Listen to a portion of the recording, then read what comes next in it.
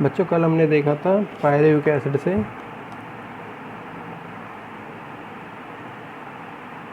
Pyruvic अम्ल से किसका निर्माण हो रहा था यहाँ पे, acetyl coenzyme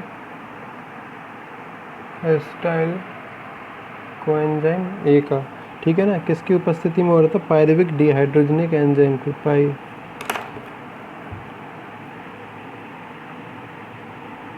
pyruvic dehydrogenase enzyme की प्रेजेंस में हो रहा था। साथ ही साथ Mg+2 आयन दिए थे और क्या बना था, CO2 बन के आया था आपके पास, साथ में NaDH+H+ आयन बन के आया था, ठीक है ना। ये एसिटाइल कोएंजाइम ए, ये एसिटाइल कोएंजाइम ए, इस पूरे पद को हमने नाम दिया था ऑक्सीकारी विकार्बोक्सीकरण, ऑक्सीकारी विकार्बोक्सीकरण,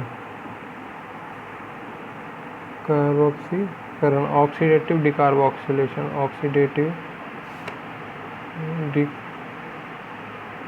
डिकार्बोक्सिलेशन। ओके, तो आज हमको चालू करना है इस एसिटाइल कोएंजाइम ए से, इस एसिटाइल कोएंजाइम ए से क्या, क्रेब्स साइकिल का निर्माण है। क्रेब्स साइकिल के कल मैंने बता दिया, इसके 3-4 नाम थे। क्रेब्स साइकिल का पहला नाम था हैंस क्रैब के नाम पे रखा गया क्रेब्स साइकिल, दूसरा नाम था ट्राई कार्बोक्सिलिक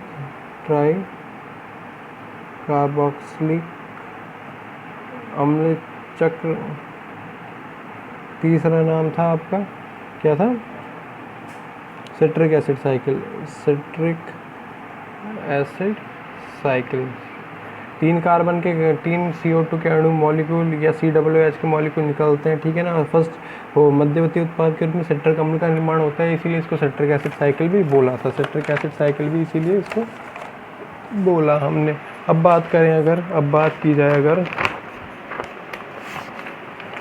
की जाए सिट्रिक एसिड साइकिल की या क्रेब्स साइकिल की बात की जाए, ठीक है ना। तो हमारे पास पहले क्या आया, एसिटाइल कोएंजाइम ए आया। पर दोस्तों एक बात याद रखो, ये एसिटाइल कोएंजाइम ए कभी भी अकेला काम नहीं कर सकता, इसीलिए बोला जाता है कि क्रेब्स साइकिल है एक निरंतर चलने वाली प्रक्रिया है। एक क्रेब्स साइकिल है जो एक निरंतर चलने वाली क्या है,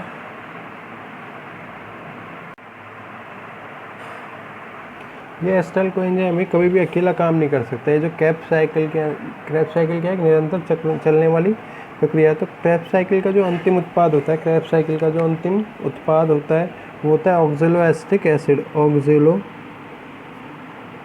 एसिटिक जब ये दोनों मिलते हैं एसिटाइल कोएंजाइम में और ऑक्जेलो एसिटिक एसिड, ठीक है ना, तब ये किसका निर्माण करते हैं, साइट्रिक एसिड का है, सिट्रिक अम्ल का क्या करते हैं, निर्माण करते हैं, सिट्रिक अम्ल का क्या करते हैं, निर्माण करते हैं। साथ ही साथ इस क्रिया में H2O क्या होता है, आके जुड़ता है। तो इस क्रिया का नाम अपन दे सकते हैं सिट्रिक एसिड का निर्माण, फर्स्ट स्टेप, सिट्रिक एसिड का निर्माण या जलयोजन, सिट्रिक एसिड का निर्माण या जलयोजन अभिक्रिया। ओके, तो ये जो सिट्रिक एसिड बना है, सिट्रिक एसिड ऐसे ही नहीं बना, एसिटाइल कोएंजाइम है और ऑक्जेलो एसिटिक मिलकर, जल के अणु के साथ मिलकर, और एक एंजाइम हमेशा कोई भी ठीक है, और जैविक अभिक्रिया, इसीलिए इसमें कोई बायो कैटलिस्ट के रूप में सिट्रिक सिंथेटेज एंजाइम क्या होता है, काम करता है। सिट्रिक सिंथेटेज एंजाइम क्या करता है, काम करता है।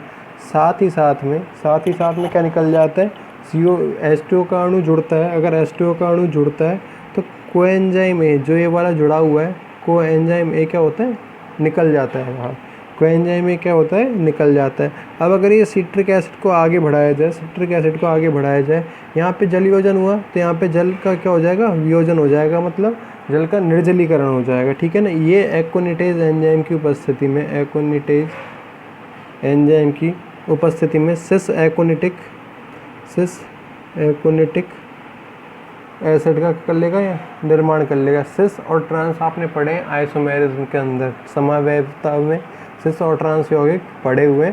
एक्ोनिटेज एंजाइम का निर्माण हुआ, एक्ोनिटेज एंजाइम था, उसी ने एक्ोनिटिक एसिड का निर्माण किया,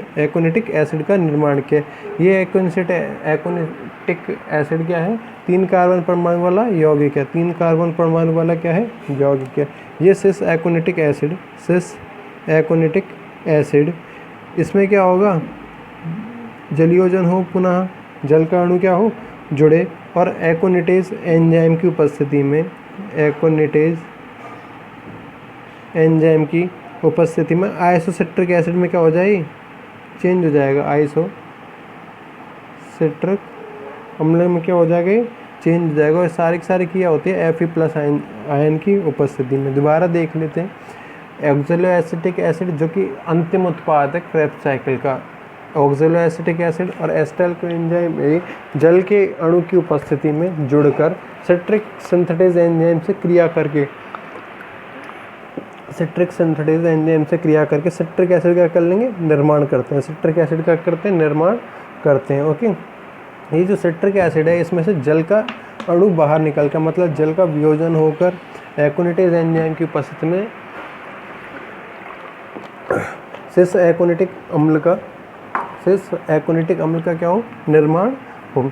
सिस एकोनिटिक अम्ल जो जल के अणु को जोड़कर एकोनिटेज एंजाइम की उपस्थिति में तथा Fe+ यानी आयरन के साथ जुड़कर आइसोसिट्रिक अम्ल का कर ले, निर्माण कर लेता है। आइसोसिट्रिक अम्ल का कर लेता है, निर्माण कर लेता है, ठीक है ना।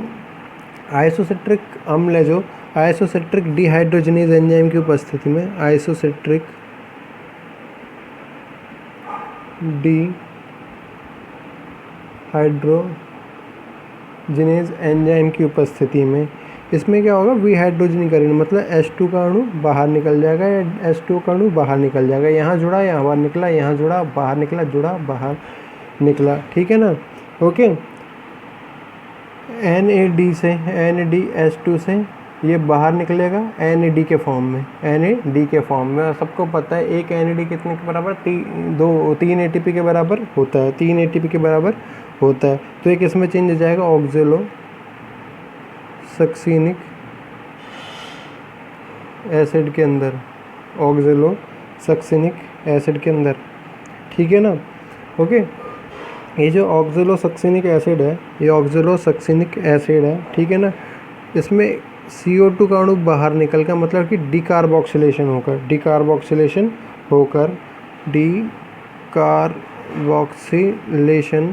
होकर ये बनाएगा अल्फा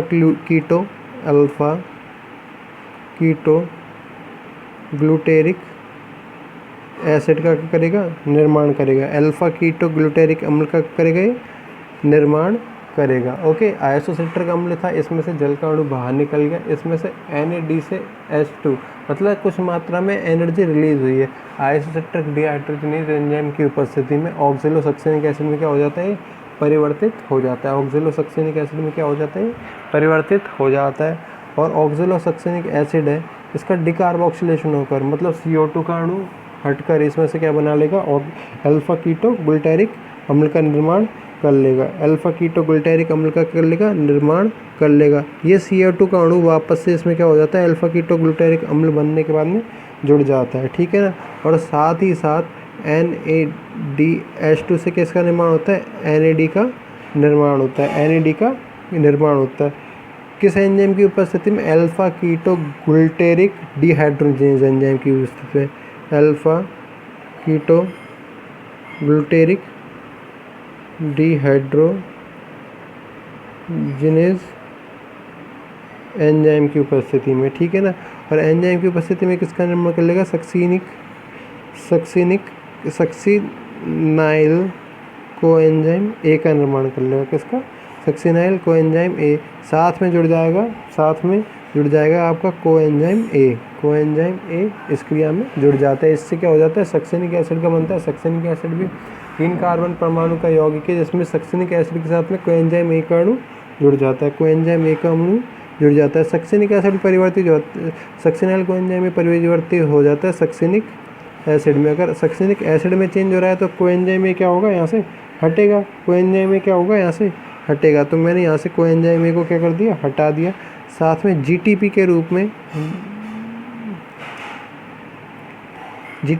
क्या, एक फॉस्फेट का अणु निकल जाएगा, और इस क्रिया में सक्सिनिक सक्सिनिक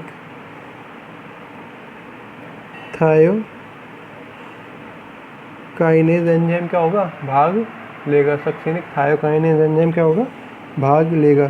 ये जो सक्सिनिक एसिड आपके पास बनकर आया है, ये बन जाएगा किसमें, सक्सिनिक डिहाइड्रोजनेज, मतलब H2O का अणु बाहर निकल कर सक्सिनिक डिहाइड्रोजनेज एंजाइम की उपस्थिति में फ्यूमेरिक एसिड में क्या हो जाएगा, फ्यूमेरिक एसिड में क्या हो जाएगा, परिवर्तित हो जाएगा। फ्यूमेरिक एसिड है जो है, इसमें से H2O का अणु बाहर निकलकर मैलिक एसिड में क्या हो जाएगा, चेंज हो जाएगा। और मैलिक एसिड किस में चेंज जाएगा, आपका ऑक्जेलो एसिटिक एसिड में। ये जो मैलिक एसिड से ऑक्जेलो एसिटिक एसिड बनेगा, इसके बीच में क्या होगा, NADH2 से NAD का क्या होगा, निर्माण होगा। ठीक है ना। यहाँ अगर बात की जाए सक्सिनिक एसिड से जब भी फ्यूमेरिक एसिड का फॉर्मेशन होता है तो सक्सिनिक डिहाइड्रोजनेज एंजाइम काम आया, फ्यूमेरिक एसिड से मैलिक एसिड का निर्माण होगा। फ्यूमेरिक एसिड से मैलिक एसिड का जब भी निर्माण होगा तो हमेशा फ्यूमरेज एंजाइम काम आएगा। फ्यूमरेज एंजाइम क्या होगा, काम आएगा। फ्यूमरेज एंजाइम क्या होगा, काम आएगा। ठीक है ना। फ्यूमरेज एंजाइम काम आ गया, लेकिन यहाँ पे क्या हुआ, साथ ही साथ डिहाइड्रोजनेशन का काम हुआ है। वाटर का मॉलिक्यूल हटा है, इसीलिए डिहाइड्रोजनेज एंजाइम क्या होगा, काम आएगा। ओके, तो आपके कुछ ना कुछ क्रेब्स साइकिल का फॉर्मेशन हुआ है, एक बार देख लेते हैं इसको। अगर इस प्रकार समझा जाए, इस प्रकार से समझाया जाए तो ये था पायरुविक अम्ल, ये था आपके पास पायरुविक अम्ल। पायरुविक अम्ल से एसिटाइल कोएंजाइम ए का निर्माण हुआ। ये क्रिया कहलाई आपकी ऑक्सीडेटिव डिकार्बोक्सिलेशन क्रिया कहलाई। ये जो एसिटाइल कोएंजाइम ए था, ये क्रेब्स साइकिल के अंदर अंतिम उत्पाद के रूप में जो पदार्थ बनता है ऑक्जेलो एसिटिक एसिड, इससे क्रिया करके साथ में जल के अणु को जोड़कर और सिट्रिक सिंथेटेज एंजाइम की उपस्थिति में किसका निर्माण कर लेगा, आपके सिट्रिक एसिड का क्या कर लेगा, निर्माण कर लेगा। सिट्रिक एसिड के निर्माण कर लेगा। जो कोएंजाइम ए था एसिटाइल कोएंजाइम में, कोएंजाइम को हमने क्या कर दिया, बाहर निकाल दिया। बिल्कुल बाहर निकाल दिया। अब हमारे पास था सिट्रिक एसिड, इसीलिए इस चक्र का मध्यवर्ती उत्पाद है सिट्रिक एसिड, इसीलिए इस चक्र का नाम रखा हमने citric acid cycle. Okay, citric acid एकोनिटेज enzyme की उपस्थिति में, देखो इसमें एक बार जल का अणु जुड़ रहा है, एक बार हट रहा है, एक बार जुड़ रहा है, एक बार हट रहा है, तो जल के अणु को निकाल कर त्याग कर सिस एकोनिटिक एसिड का निर्माण कर लेगा। फिर इसमें जल का अणु जुड़कर एकोनिटेज सिंथेटेज एंजाइम की उपस्थिति में किसका निर्माण कर ले, आइसोसिट्रिक एसिड का निर्माण कर ले। साथ ही साथ ये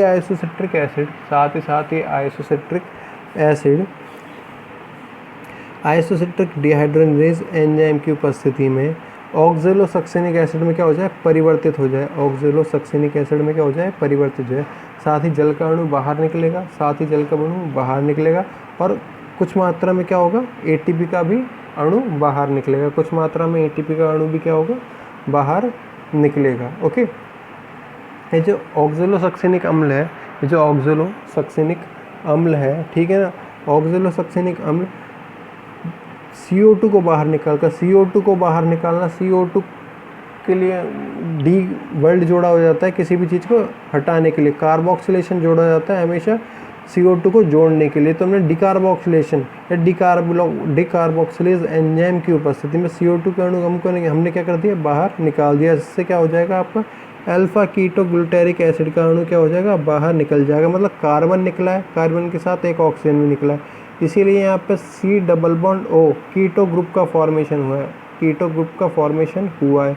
नहीं तो एल्डो ग्रुप का फॉर्मेशन होता अगर CHO का ग्रुप चलता रहता। ठीक है ना, अगर ये डिकार्बोक्सिलेशन का निर्माण नहीं होता या, ठीक है। अल्फा कीटो ग्लूटेरिक एसिड का निर्माण होने के बाद में सक्सिनाइल कोएंजाइम ए का क्या होगा, निर्माण होगा। और निर्माण कैसे होगा, इसमें कुछ मात्रा में क्या होगी, ऊर्जा मुक्त होगी, इसमें कुछ मात्रा में क्या होगी, ऊर्जा मुक्त होगी। किसके रूप में, NAD के रूप में। किसके रूप में, NAD के रूप में।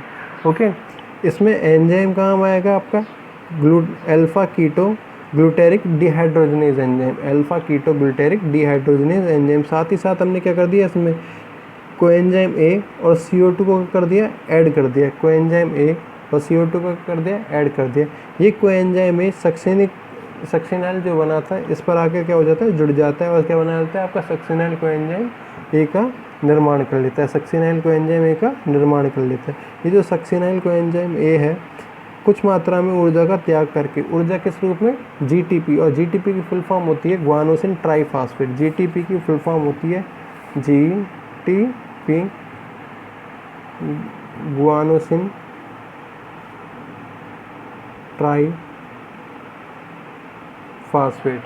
ग्वानोसिन ट्राइफॉस्फेट, ठीक है ना। और सक्सिनिक थायोकाइनेज कोएंजाइम ए की उपस्थिति में क्या कर लेंगे, सक्सिनिक एसिड में क्या हो जाएगा, परिवर्तित हो जाएगा। सक्सिनिक एसिड में क्या हो जाएगा, परिवर्तित हो जाएगा। ये जो सक्सिनिक एसिड बना है, अब जो सक्सिनिक एसिड बना है, जल का अणु का त्याग करके, जल के अणु का त्याग करके, ठीक है ना, सक्सिनिक डिहाइड्रोजनेज एंजाइम की उपस्थिति में, सक्सिनिक डिहाइड्रोजनेज एंजाइम की उपस्थिति में, साथ ही साथ कुछ मात्रा में क्या होगी, ऊर्जा मुक्त होगी। और ऊर्जा हमेशा मुक्त होती है FAD के रूप में, FADH2, FAD plus H2। FAD के रूप में क्या होगी, ऊर्जा की मुक्ति होगी। FAD के रूप में क्या होगी, ऊर्जा की मुक्ति होगी। FAD की फुल फॉर्म होती है flavin adenine dinucleotide, FAD। FAD की फुल फॉर्म होती है फ्लेविन एडेनिन डाइन्यूक्लियोटाइड, ठीक है ना। सब DNA के प्रकार होते हैं, न्यूक्लियोटाइड्स के प्रकार होते हैं। FAD के रूप में क्या होगा, ऊर्जा की मुक्ति होगी। FAD के रूप में ऊर्जा की मुक्ति होगी। फ्यूमेरिक एसिड किसमें, जल के अणु का त्याग करके, अब फ्यूमेरिक एसिड जल के अणु का त्याग करके और फ्यूमरेज एंजाइम की उपस्थिति में किसमें चेंज हो जाएगा, मैलिक अम्ल में चेंज हो जाएगा, मैलिक अम्ल में चेंज हो जाएगा। ये जो मैलिक अम्ल है, H2 को बाहर निकालकर डिहाइड्रोजनेज एंजाइम की उपस्थिति में तथा कुछ मात्रा में ऊर्जा का निर्माण कर दे। ऊर्जा किस रूप में, NAD के रूप में निकालकर ऑक्जेलो एसिटिक एसिड में क्या हो जाएगा, परिवर्तित हो जाएगा। अभी जो ऑक्जेलो एसिटिक एसिड है वापस से किसके साथ क्रिया करेगा, एसिटाइल कोएंजाइम के साथ काम करेगा, प्रथम मध्यवर्ती उत्पाद सिट्रिक एसिड का निर्माण करेगा। इसीलिए बोला जाता है ये क्रिया क्या होती है, रेगुलर चलती है। ये क्रिया क्या होती है, निरंतर रूप से चलती रहती है। किसी भी ग्लूकोज का अपघटन है वो निरंतर रूप से चलता रहता है, जिससे कि क्या होता है, ऊर्जा की आपको निरंतर रूप से क्या होती है, आपको निरंतर रूप से प्राप्त होती है, ठीक है ना। ऊर्जा क्या होती है, निरंतर रूप से कंटिन्यूअसली फॉर्म में क्या होती है, energy provided in A continuous form. ऊर्जा आपको किस रूप में, निरंतर रूप में प्राप्त होती रहती है, ठीक है ना। ये आपका कहलाता है क्रेब्स साइकिल। ये आपका कहलाता है क्रेब्स साइकिल। अगर इस साइकिल को देखा जाए या इसके स्टेप्स का निर्माण किया जाए तो फर्स्ट स्टेप था आपका सिट्रिक अम्ल का निर्माण।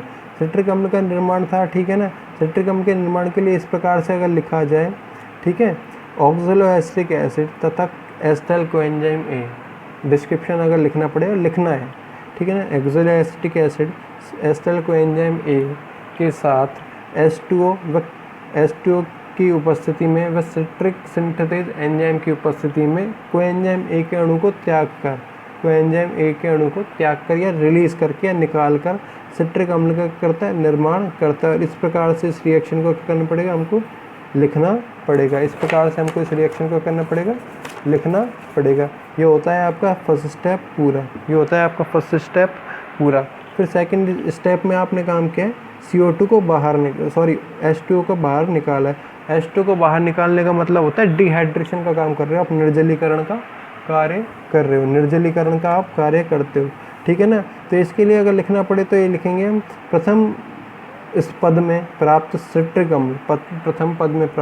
सिट्रिक अम्ल H2O के अणु को त्याग कर H2O के अणु को त्याग कर एकोनिटेज एंजाइम की उपस्थिति में H2O के अणु को त्याग कर एकोनिटेज एंजाइम की उपस्थिति में सिस एकोनिटिक अम्ल का क्या करता है, निर्माण कर लेता है। सिस एकोनिटिक अम्ल क्या करता है, निर्माण कर लेता है। ये हो जाता है आपका दूसरा स्टेप। और इस प्रकार से हम पूरी की पूरी रिएक्शन को या पूरे के पूरे क्रेब्स साइकिल को करते हैं डिटेल एनालिसिस कर सकते हैं। Thank you.